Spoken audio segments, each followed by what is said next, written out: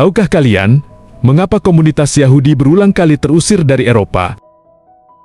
Pada tahun 1290, seluruh orang Yahudi diusir dari Inggris.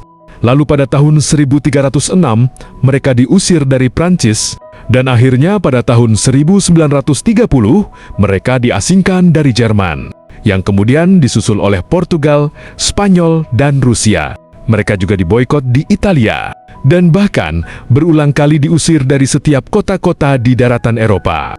Namun mengapa mereka harus terus terusir seperti itu?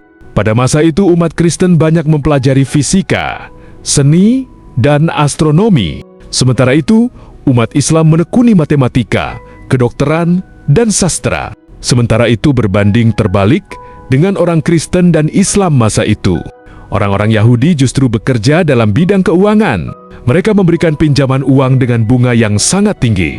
Hingga pada masa itu terjadi kehilangan harta secara masif di berbagai wilayah di Eropa. Sebagai akibat pinjaman yang mengikat bangsawan hingga petani. Saat hutang gagal dibayar, mereka menyita tanah, rumah, dan hasil produksi. Riba dan bunga tinggi pada masa itu menjadi simbol penindasan di mata publik.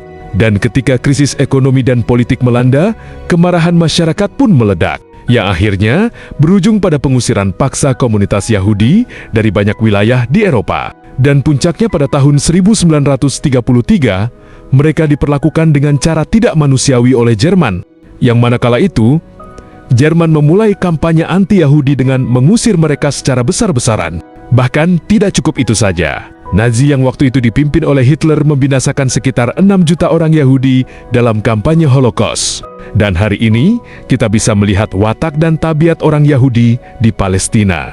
Yang dimana ketika orang-orang Palestina menyambut dan menerima orang-orang Yahudi yang tertindas pada masa itu, namun layaknya air susu dibalas dengan air tuba. Mereka malah membalas kebaikan orang-orang yang telah menyelamatkan mereka tersebut dengan pengusiran dan pembantaian.